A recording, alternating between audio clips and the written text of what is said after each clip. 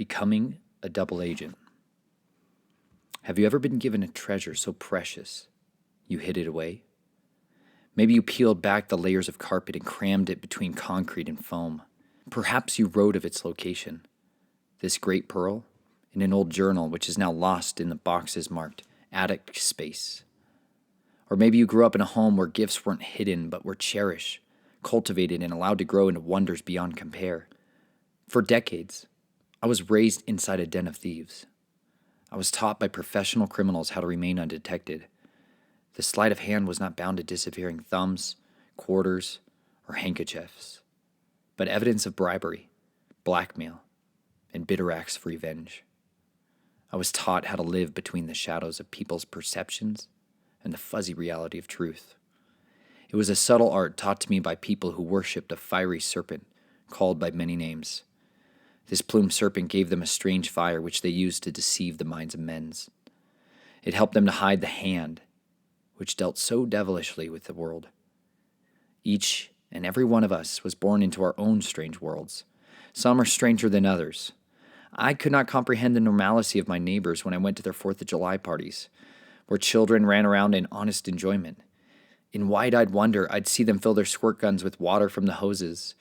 Meanwhile, my family taught me to fill them with ammonia and how to aim for the eyes. I viewed their normal life as that far and away shadowy underworld, the place where dreams are made true by the innocence and ease of life. Their world was an endless mirage of fruit trees budding to life in the distance. All the while, my family's deserts of death rippled in between. No one ever gets a pass in this life. Whether you grow up rubbing elbows with the elite or you beg for food on the street, your life, just as with death, is truly inescapable. There is no way to avoid the explosion of emotions that come when a phone rings, carrying the news of miscarriage, divorce, infidelity, or loss of income. Life will always come calling. The echoes of those rings can bring us to tears from the memories of childhood hilarity or teenage antics of risky behaviors. Sometimes life sounds like screaming from the frustration of situations we have no control over. For all of us, the sounds of life trigger memories of the patterns we are raised in. For my wife, Chelsea, it was by and far a wonderful life, where families took care of each other and tended to their children's needs, one which gave her lenses to this world that were clear and marred only by the inevitable stains worldly living leave on us all. The lenses with which I learned to see the world were shattered, giving me visions of many lives perpetually wandering in and out. She saw the innocence of childhood through her eyes, while mine came through those stolen, vicarious glances. I looked with desert-dried eyes at the family next door and tried to catch a glimpse of something unfamiliar to me. And in all my peering, I was convinced by those master magicians that these moral families were a cursed land of meaningless misery. And so instead, I fell in love with a lie. I embraced it as an identity, as we all have done. I longed instead to be alone, to cut off my soul from this gift that life could bring. But maybe you cut the gift of life off with the job you are addicted to, a career which allows you to escape your children or your marriage and hide behind your pursuit for a better tomorrow. Maybe you hide from the ringing sounds of life by running into the black mirror of technology, those breathless idols who seduce us with their promises of comfort and convenience by simply swiping across the screen. We run from the sounds of realities of life because at key moments in our earlier life, those gifts were stolen away from us. They were taken by a dirty comment, a lust-fueled touch, or someone playing a cruel joke on us. They snatched away from us the truth of who we are. When they told us we were mistakes, when they told us we were failures or foolish one-night stands, those thieves stole from us the truth and left us with a nest of lies built by an architect of evil. There is a real architect of this prison system we've been ensnared in. The authors of evil, the designers of worldwide webs of deception hide among parent-teacher organizations, city hall councils, hairstylists, and kings alike.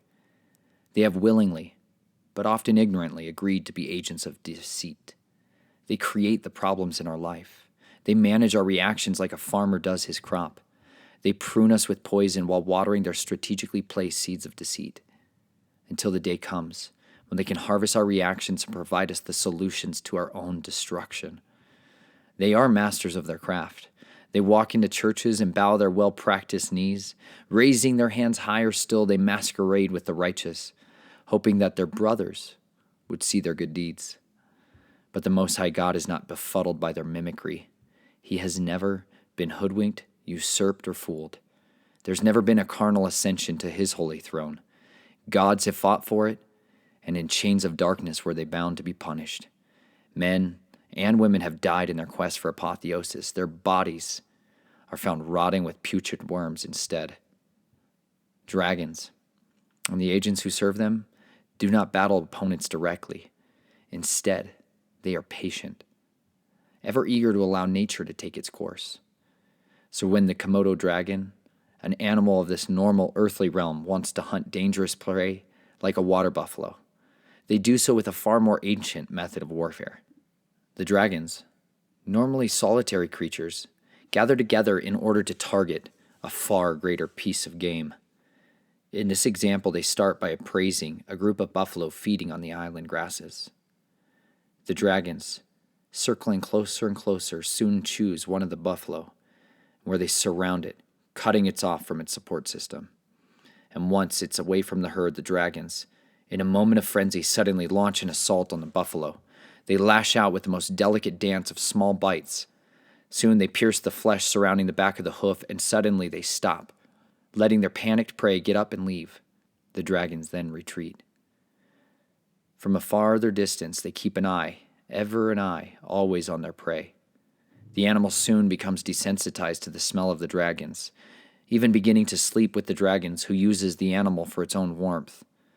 All the while, the dragon smirks, knowing those small wounds are still seeping.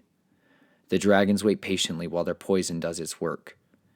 For days, and then weeks, and sometimes longer, the dragons nest with their prey, waiting for those long-forgotten wounds to fester. Soon the sores begin to stagnate. The venomous infection spreads into every area of their body as their life is leaked onto the soil.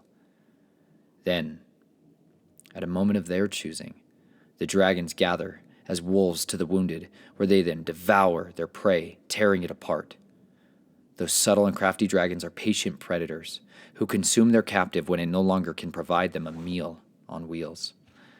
Komodo dragons, just like the serpents of old, have a poison which does not kill you quickly. They are ancient creatures who are patient and precise at infecting us all. Whether they walk in a Jesuit's cloak of concealment, a politician's promise, or deemed safe and effective by our white-robed medical priests, they profit off the poison they feed us, the treatment that ails us, and the death of their meals on wheels. The world is at war with you and the gift of life you were given. Each and every one of us was entrusted with just one life, one day, one moment, a single span of attention, bridging the past, the present, and the future. It is what we do with these single moments which feeds the dragons or reveals our deeds. It comes when the prey suddenly sees the dragon sleeping next to it as the devil it is and crushes its arrogant, tiny head. The reason the architects of evil have so ensnared us all is because human beings are the embodiment of what these fallen angels can never be. These rebellious watcher angels and fallen princes of heaven will never have forgiveness. They cannot be redeemed. And yet there exists a creature who, even after choosing death, can instead be freed to life. The creatures of clay, mankind, in all its flaws and weaknesses, can be forgiven and given new strength. You can choose to turn from your path of self-hatred, regret, or self-indifference, and now you can embrace the gift of life. You can be brought out of death itself. Your soul can be resurrected from the grave it was cast into by your hand or the hand of any other. You can be saved from the destruction of pornography, abuse, violence, rage, and indifference. You can take the chains which once bound you to despair and cast them into the furnace of his redemption. The metals of our misery can be refined in the fires of his freedom. He alone teaches us how to turn wicked wounds into an armor of hope and weapons of our own deliverance. We were never supposed to be seduced by the liars we called boyfriends, bishops, or doctors of pedigree. And yet we all were. All of us have been deceived. We have all been lied to, cheated on, stolen from. We have had thieves take our character traits that made us passionate, playful, delicate, and overwhelmingly joyful. But the joys of this life can be restored to us, and it comes when we choose to spend the single moment of time we've been given on the truth. When we do this, we will leave the dragons to their nests of unrest, and we will find a home built upon the rock of redemption. This world was built to make us believe lies. The gods of this age, those corporate entities like Disney, the Bitten Apple, and Circo, are ruled by master magicians, wizards, and unholy priestesses of ancient orders. They wave their wands and broadly cast over us false realities that make our little girls want to be heroes of the Hunger Games, until they can become trained seduction-wielding assassins like in Red Sparrow. They imagineer our sons to want to be sissy soldiers and turn grown men into teenage boys who play video games while they rape our wives and sisters in their corporate offices. Because feminism and liberty is our goddess in this United States of Columbia. So the question remains, how do you fight an enemy you can't see? How do you fight a venomous lie that was spoken into your soul 40 years ago? How do you undo what happened to you when you were in 3rd grade and didn't know any better? You stop fighting the feelings with bullets, booze, and bitterness. And you must learn to fight with an unseen arsenal.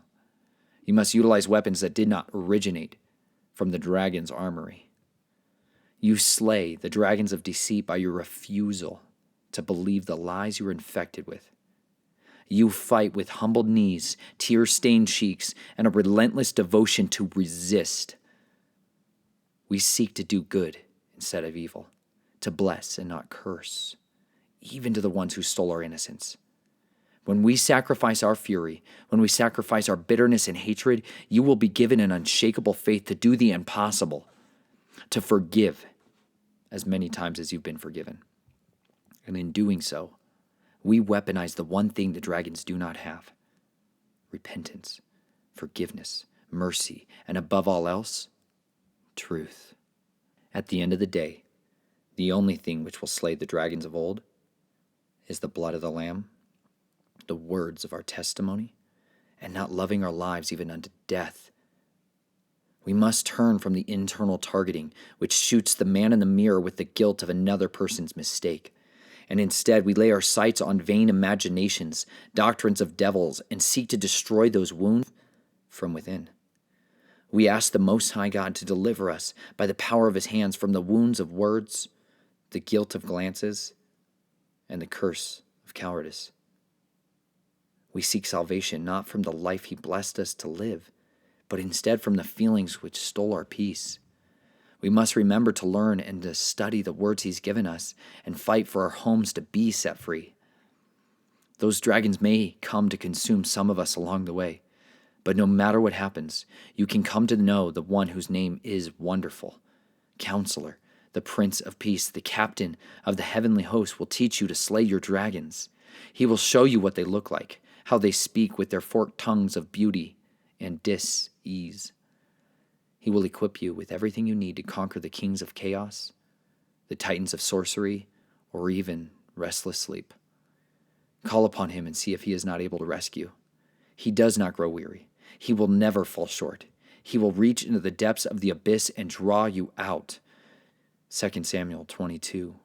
He is merciful, forgiving the chief of sinners, even their detestable days, their nights, and their worthless slights. He is mighty to save, quick to deliver, and the only one who will once and for all slay the dragon of old. These words are written to remind you, our battle is not with flesh and blood. All wars, whether they are fought with shrapnel or keyboards, are first fought in the spiritual realm. The disciples and masters of these magic-called realms do so with fervent devotion. They have sworn the oaths against heaven and earth. Forsaking all others, instead they darken their understandings, divining the secrets of cosmic archons through their astral projections in quantum realms of occulted, ethereal space. Ever seeking to succeed, they sear their conscience with the hot irons of incest, murder, and spirit-cooking ceremonies. And in doing so, they have done every detestable thing. 2 Kings 3 and Ezekiel 8. They have sought to skip across their Kabbalistic trees of death by descending to the abyss of Apollyon. It is from this debased place where they can seek the fallen hosts of captive rebels, called the Qliphoth. These angelic prisoners of perversion are held in the chains of Tartarus beneath the pit. It is in the dungeons of Dragon where modern mystics make ancient covenants among death, hell, and the grave. They seek to pass through the strange fiery rings of these dragons of the radiant darkness in a quest to go upon the straight path, the gimel of hell to holy. If they are not slaughtered in their fiery disintegration and they pass through the destruction, these master manipulators soon become illuminated. Rising from this abyss, the magician ascends to a veritable godhood of power so that they can reign as the Qliphoths, earthly stewards of evil, and help them to achieve their great work. Now, full of the harlot's cup, they become bodies for the beasts they serve. And from this position, magicians launch coordinated covert assaults, seeking to ensnare the hoodwinked masses into their inevitable destruction. These supercharged devotees feed their family spirits and ancient masquerading gods with the disease of nations. They weaponize fear, guilt, and shame, transmuting this negative energy into strange ethereal fires. Only after their supply of wicked deeds are at their fullest will they strike. The precision-guided weapons shoot like fiery missiles into the hearts and minds of mankind. Their doctrines of deception find soils prepared by great workers now long deceased. And just a single spark sets the forest ablaze. So too their serpent's sting sets the world alight. Look no further than the rise of Spiritism in the 19th century, or the emasculation of man, morality, and eternal meaning in the 20th and 21st. But the single greatest truth these master magicians won't want you to know is this. Their mental magic, whether it came from Aleister Crowley, Jerry B. Jenkins, or Alan Moore, can be extinguished. No matter the scale of the ritual working, these scientifically spiritual practitioners are opening gateways in realms of all of our lives. Look no further than the 5 decades of experiments with portals being opened by neutrinos at Sanford Labs in South Dakota, or with their collider rings and accelerators in Transylvania, China, New York, France, and all across the earth. Estimates placing them at the tens of thousands. And yet our media forces us, and more importantly, our children, into frontline seats while fallen angels are fed the focused emotions of the fans of millions. The Qliphoth's high priestesses, Madonna, performed her perfect 33-minute ritual at the 2012 Super Bowl halftime show. This single performance still broadly casts her invocations and evocations to billions of eager eyes and open ears. We must close these doors of deception once and for all. We must cleanse their curses of death by our relentless pursuit of life. We must banish these magical kingdoms like Disney from poisoning our children. We must stop divorcing our children and sending them away to institutions of indoctrination where they will be married to the churches of science, state, or emergent new faiths. We must never be complicit in allowing others to raise our children in nests of their own deceit. We can choose this day how we live. We can choose to live authentically, even when the sounds of life come calling with bad news and broken hearts. We must stand firm when our Monday morning feelings come to convince us we are miserable and meaningless. We need to be better husbands, fathers and sons. We need to fight for fellowship, friendship, and truth. We need to leave this world of worries to the God who provides. We must stop looking for the gods of mammon to bless us and instead seek the provision that does not rot, rust, or leave us empty, desperate for more. We must be encouragers, quick to clothe the naked with mercy, sincerity, and comfort. Freely we have been given this life, so freely give your life to all you can. In doing so, we might finally shirk off the accurate accusations of our apathy and indifference to the lost and hoodwinked sheep. Find a way to fight a quiet war of redemption for the souls of whoever may coincidentally stumble across your path.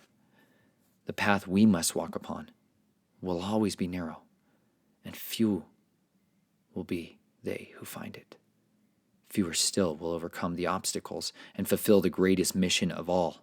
Just what that mission is between you and the one true King, for there will always be one enemy who will offer you a commission to sin, and a righteous one who will offer you a commission to righteousness, hope, life, and truth. I am not the man you should look to for your marching instructions. I'm not here to be a leader of a movement, to fight your battles, or to be a shot caller to wolves hiding among sheep. I'm a man like many others, who was raised by people under the influence of dragons and thieves. I seek other pilgrims who are progressing through life, learning to accept the truth instead of hiding behind false identities.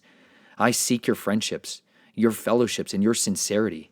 I wish to learn to love the life I've been given and to fight for the deliverance of the people who once stole it from me. Whether you are a wolf hiding among the brethren, a courageous peasant hiding in plain sight, or a dragon nesting with the elite, you are welcome to walk with me as we plot our course through the dens of devils and seek to snatch the family trees from those fires of iniquity.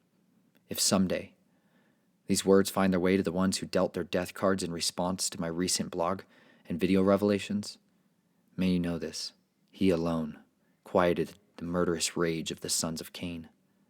Those Dr. Jekylls and Mr. Hydes, those betrayed ones you trained to kill and forget, are now finding peace to calm their storms. May you not forget my family still lives, not because of anything I did, but because of who he is. Do you not know Yahweh is merciful and quick to save those who cry out to him in their distress?